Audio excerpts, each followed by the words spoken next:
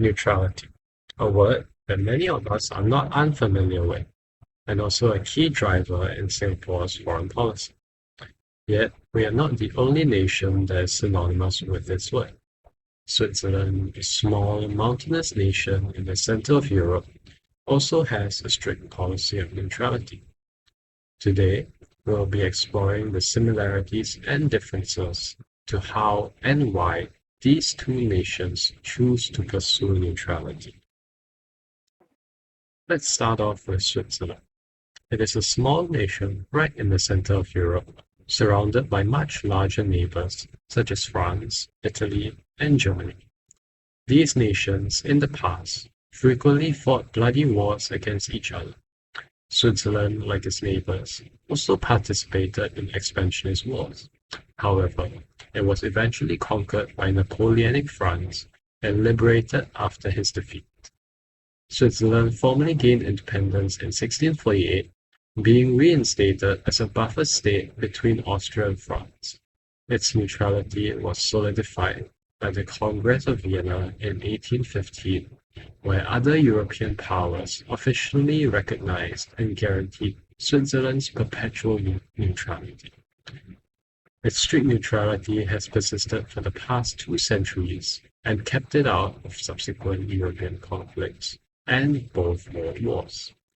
Switzerland is also not officially part of NATO or the EU, refusing to take part in any alliance that may require it to give up aspects of its sovereignty and compromise its policy of strict neutrality. It even chose not to be a part of the UN until 2002, and the only countries that joined after that were countries that didn't even exist until post-2002. Singapore, on the other hand, is a small city-state with no natural resources and, like Switzerland, is surrounded by larger, more powerful neighbors. However, its neighbors have not had a major war, save the conflict of confrontasi between Malaysia and Indonesia. Singapore's neutrality, unlike Switzerland, is not written officially in any law or treaty. Instead, it is a pragmatic, policy-based approach to foreign policy. Singapore prides itself in being a neutral intermediary between nations. It has hosted sessions to facilitate diplomatic dialogue, such as the Taiwan-China Summit in 2016, Trump-Kim Summit in 2018, and the annual Shangri-La Dialogue.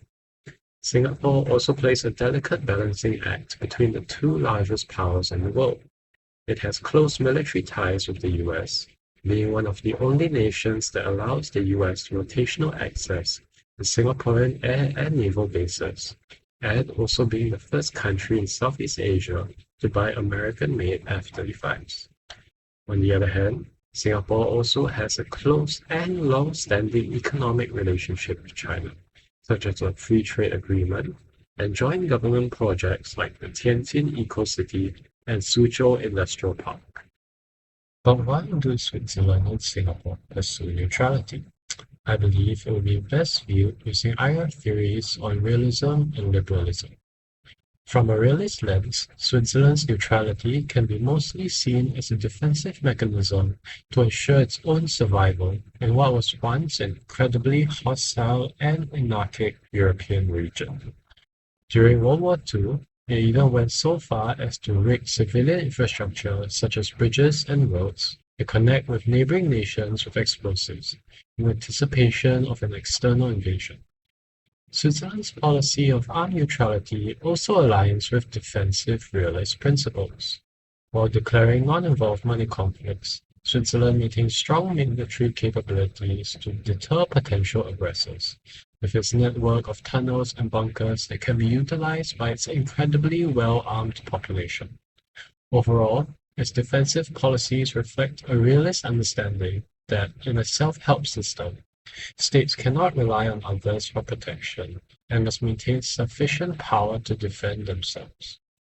However, realism struggles to fully explain Swiss neutrality's persistence, particularly after the Cold War when the threat environment changed dramatically. Here's where liberal theory could provide an explanation.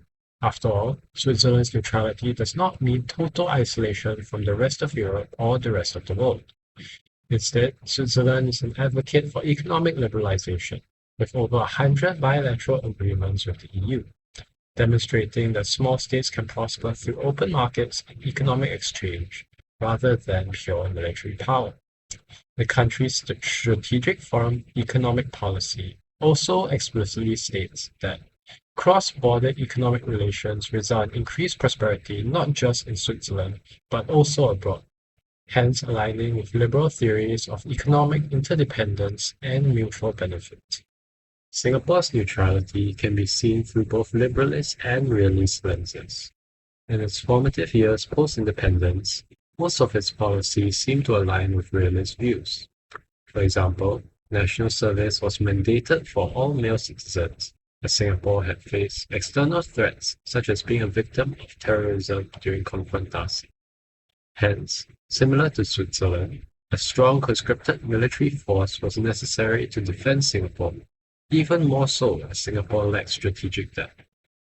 Other domestic policies, such as the Internal Security Act, were also enacted to protect against external influence, while also tying in closely with ensuring Singapore's non-alignment. Overall, the environment that Singapore found itself in post-independence was generally more anarchic and less stable, which necessitated realism-aligned policies to protect her neutrality. However, just like Switzerland, its security environment has evolved over the years. Southeast Asia is not as unstable as it once was. Hence, Singapore's neutral approach on the international stage has also begun leaning closer towards liberalist viewpoints. Singapore has been consistently advocating for a rules-based international order, urging nations to respect the international convention and condemning actions that violate it, namely Russia's invasion of Ukraine, and advocating for nations to obey UN clause in the South China Sea. These actions contrast with Switzerland's slightly more passive and isolationist approach towards neutrality. Furthermore, Singapore's close economic ties with the major superpowers and its principled consistency on international issues helps build credibility and trust among major partners. It allows Singapore to disagree with both the US and China when necessary, without being perceived as inconsistent or opportunistic, while at the same time reaping the prosperity that comes with economic interdependence with the world's two greatest powers. Overall, it might not be totally accurate to say either theory is best at explaining why states behave in the way that they do. For both nations, it could be argued that their policies are a product of realist calculations and liberalist engagements. Furthermore, alternative theories such as constructivism can also be used to evaluate Swiss and Singaporean neutrality, which were not covered in this video. In summary, neutrality is a crucial balancing act, which, in our contemporary world, seems much more difficult to maintain following the rise of China and its intensifying rivalry with the US. As globalization seems increasingly unattractive and states begin retreating back into their respective regions and alliances, only time will tell whether Singapore can continue its precarious balancing act in a world marked by great power rivalries, and it will also be curious to see how Switzerland's neutrality will continue to evolve.